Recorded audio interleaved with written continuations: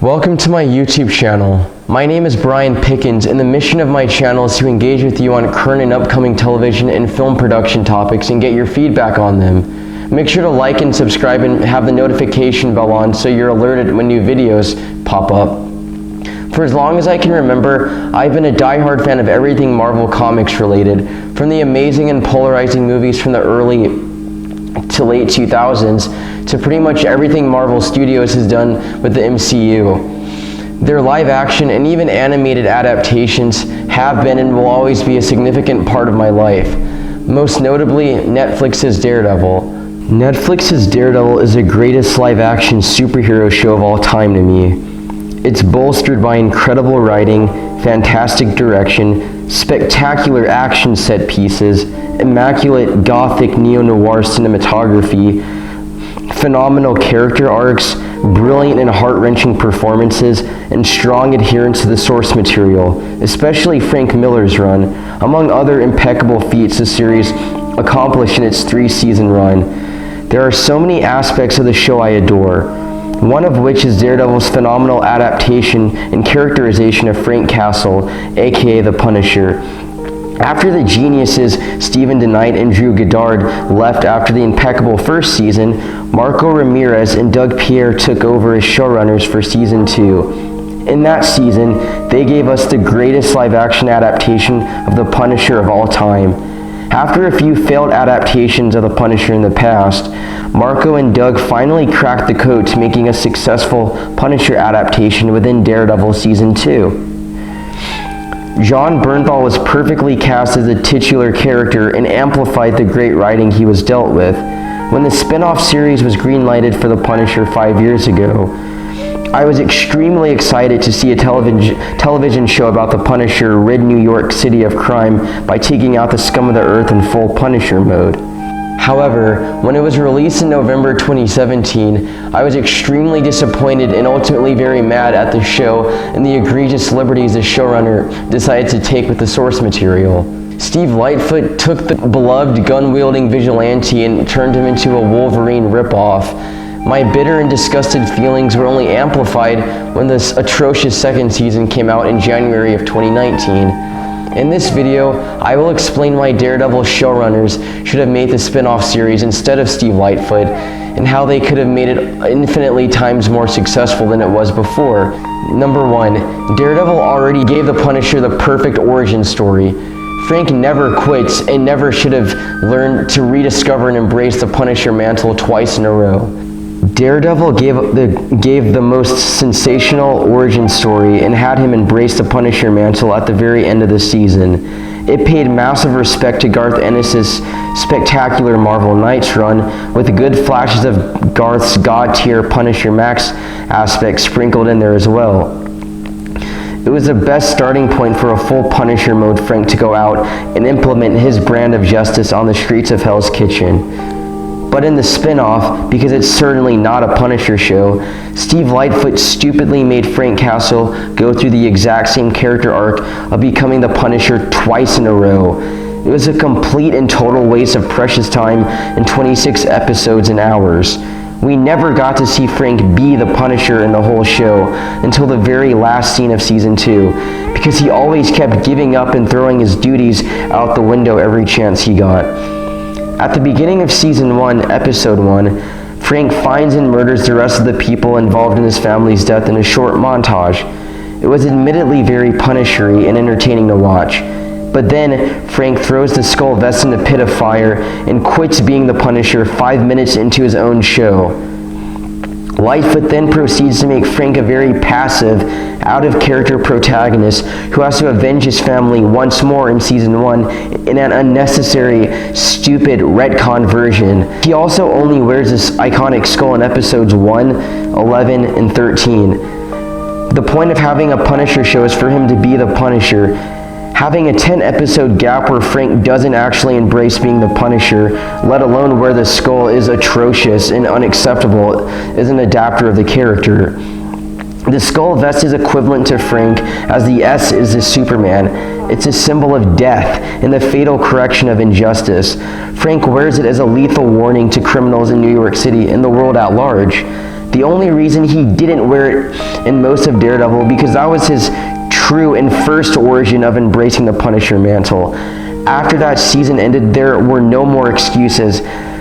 Having Frank give up in episode 1 of his own show, only to discover what it means to be the Punisher again and throughout the season and again in season 2 of the show, is malpractice as an adapter.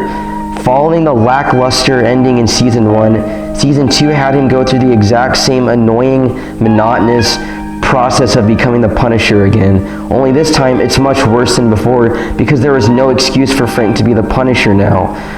When he finally does embrace his Punisher duties for good at the very end of season 2, episode 13, the show gets canceled and it's all for nothing now. Number 2, Daredevil completely understood the core of Frank Castle and the Punisher and didn't make him into a Wolverine ripoff. They understood Frank's warpath will never be over. In Daredevil, Frank was unrelenting in his pursuit to not only avenge his family, but to eradicate crime in all of New York. He was extremely active and forceful in every confrontation he was up against.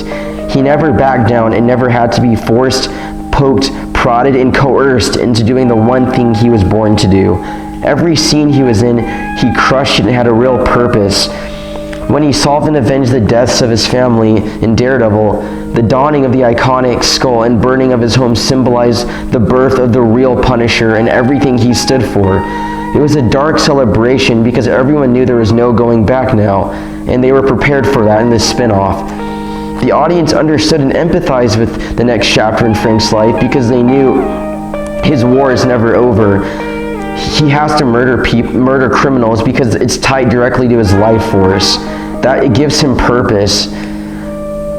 The next chapter was devoting every waking moment to hunting down criminals and murdering them forever, until he drops dead. Frank Castle can't stop punishing criminals because it's a compulsion. He needs a never-ending war to sustain his insatiable bloodlust. With Wolverine, he's a very passive protagonist who has demons, but he tries to do what's right. He doesn't like being a vigilante unless he absolutely has to be. It's a pain for him to unleash his claws in the inner bloodthirst because he gets these conflicting feelings on whether or not he's more animal than man. He will murder if the situation warrants it, but then goes right back into hiding until the next extenuating circumstances puts him back on the saddle. Whether Logan is with the X-Men or on a solo outing, there is always this reluctance to massacre the scum of the earth unless he's forced to. That is exactly what they made the Punisher do in his own show. They had him regress like crazy and be this reluctant, heroic, well-meaning lone gunslinger with a heart of gold deep down inside. He retires after his initial task is done because the violence is too addictive for him. That horrendous adaptation is the furthest thing from who Frank Castle was, not only in the comics but in Daredevil. It was a completely unnecessary, extremely annoying, and disrespectful to all variations of the comic, and just a waste of time in general. Certain things I know are going to change in adaptations, and that's totally fine and understandable, but they shouldn't bastardize the core essence of who he is and why he is the way he is just because they're too afraid to make a proper show based on his motivations. What the magnificent Daredevil season did was keep and fully maintain the lifeblood of what makes him the actual Punisher from the comics. There are certain liberties adapters can take with the comic properties, but there are other attributes that should never be tampered with because they're connected with the soul of the character. For the Punisher, the soul of his character is that his warpath is never over. Frank will never stop pursuing crime and wiping it out. Ever. That is the core of who he is and what Daredevil got perfectly right about him. He's uncompromising, active, and all in his vigilante pursuit, and will never stop eradicating crime because it gives his life a true meaning.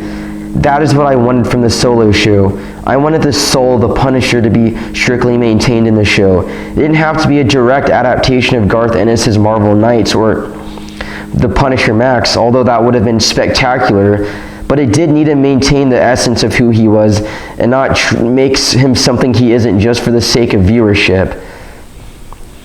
We should have seen him go directly after mobs and gangs in full Punisher mode for both seasons. It would have made him a very active protagonist, and the audience would have been on this wild, bloody journey with him as he uses his brand of justice to protect Hell's Kitchen by any means necessary. Also, the Nucci's were right there, and the Nucci crime family was right there in season 1. But Steve Lightfoot decided to waste him for some government conspiracy crap. Number 3, Daredevil had far superior writing than this spin-off. The Punisher show, especially season 1, tried to be this point of interest ripoff, 24 style, Jason Bourne-light, military crime thriller genre mashup of Frank having to uncover a whole other aspect to his family's death that never should have happened. It came off as generic, contrived, irreverent, and a real parody of the former properties. It never felt like an original work of art due to its overlong episode count and terrible pacing. The show should not be 13 one-hour-long episodes. That is way too long, and it's filled to the brim with annoying filler episodes and unnecessary padding. Frank sits around for a while in both seasons and has to wait for the plot to happen. In season 2, Madani and Curtis literally have to convince the Punisher to murder Billy Russo. The Punisher. It was completely out of character. He was an active protagonist in Daredevil, which is what made him more engaging. Frank didn't waste any time wallowing in his sorrows and being this mopey, depressive, borderline unstable person who sulked about his family every second of the day. In Daredevil, he took action and used that rage he had as a deadly force for good. In season 2, they ditched a lot of that conspiracy military crap and tried to go for a straight action-packed crime drama thriller show without any of the fluff. He is retired from being the Punisher again in the beginning and is trying to live a normal life like a discount Logan. Then he gets tied into trouble because he can't stay out of harm's way with a single mom who is a bartender. He subsequently decides to look out for this very bratty and ungrateful teenage girl who's supposed to remind him of his late daughter, Lisa. They really force the surrogate father-daughter trope down our throats. It's annoying, tried and tired. It just comes off as a poor man's version of The Last of Us, Logan, Leon the Professional, The Mandalorian, and others. When they tried going for a very crime drama route in season 2, they did it in such a poor and half-baked way that it totally fell flat. Add on to that budgetary problems. The less money you give and the more episodes, the less spectacle you can portray. Convenient plotting without any real depth ability totally faltered in contrast to Daredevil, Luke Cage, and even the Defenders. Again, choosing controversy as a marketing tool rather than looking at the series' fullest potential. Even though season 2 is more action-packed, it still doesn't take away the fact that the writing still suffers because it's terrible, subpar, and ultimately spat in the face of Daredevil's Punisher. John Bernthal was done a huge disservice in both seasons, and it's pathetic to the highest degree. While Daredevil is 13 episodes, Punisher's arc is fast-paced, effective, riveting, emotionally resonant, and not a slog whatsoever. Marco and Doug made excellent use of the runtime and don't waste any time with peripheral plot threads that lead nowhere by always keeping Frank on his toes. Steve Lightfoot's despicable and brain-dead writing and direction made the once great Punisher into an insufferable, generic, soulful anti-hero, the antithesis of who he was in Daredevil in the comics. Frank isn't supposed to be likable for the murders he does, but he's sympathetic for his hardcore, black and white, steadfast beliefs that all crime is irredeemable and should be wiped out by any means necessary. Because he lost his wife and children, he refuses to see any criminal as redeemable. It's his way of coping with his family's death without going through the same arc over and over again. He lives his egregious beliefs vicariously through murdering other criminals, because that's kind of the hypocrisy of the Punisher. But what makes him interesting, because you can understand both sides of the argument, he panders to no one and he absolutely does not care what anyone has to say. It's his way or the highway. The psychology and behavioral analysis of someone like that is extremely interesting, and that's what the show should have done instead of making another by-the-numbers vigilante tale of a wishy-washy protagonist who only kills if he has to and then will quit directly afterwards because he can't take the pressure. Making Frank a passive character who is a reluctant, well-meaning heroic archetype was the biggest mistake the show made because it dug itself a hole it couldn't dig itself out of. The regression in horrible characterization is atrocious, and Steve Lightfoot should have been fired before the show even went into production. Number 4, Daredevil didn't pander to the military to increase viewership. One thing about Frank Castle is that he's a soldier at heart. Whether it's in the Marvel Netflix series or the comics, his military background has always been an integral part of who he is. Marco and Doug realized this in Daredevil, but they didn't dwell on it and use it as an excuse to pander to real army members and raise viewership. Instead, they used it solely to show Frank's prowess and skills for taking down the criminal underworld, setting elaborate traps and showcasing his vast combat skills. They also displayed that his time as a soldier ingrained in unparalleled toughness and unbreakable will in him that is unmatched. Frank's threshold for pain and durability is out of this world and only makes him stronger with the more damage he sustains. The audience gets to see him adapt and overcome in clever ways in Daredevil, which further gets us to root for him. In the spin-off, they overuse the military as a way to discuss gun control, unnecessary PTS storylines like the god-awful Lewis arc, and other topics that have zero relevancy and pertinence to the show. The subject matter feels extremely forced and contrived. They use veterans, war in third world countries, and active soldiers as an excuse to spew out its commentary on something that people should make up their own minds about. I'd also argue that appealing too much to the veteran crowd soured the show. They were always stuck between trying to support the troops while also portraying every veteran as willing to join domestic death squads and as military acting totally unjustly in their morally gray actions. Of course, in doing so, you attack Frank Castle too much as a figurehead for the military, making the writers' room fear if they portray him too coldly. If you want to watch a fantastic Punisher season, Daredevil Season 2 is right there, and it's perfect. The best origin story for the Punisher, while also having him be in full Punisher mode from start to finish. It is jam-packed with absolutely glorious Punisher moments ripped straight from the comics, like the adaptation of the fantastic Kitchen Irish storyline in the first 4 episodes. It's bolstered with excellent writing, directing, action, high production value, pitch-perfect cinematography, and overall superb filmmaking. It's the whole package and what the solo series should have aspired to be and do for the legacy of Marvel Netflix's Punisher.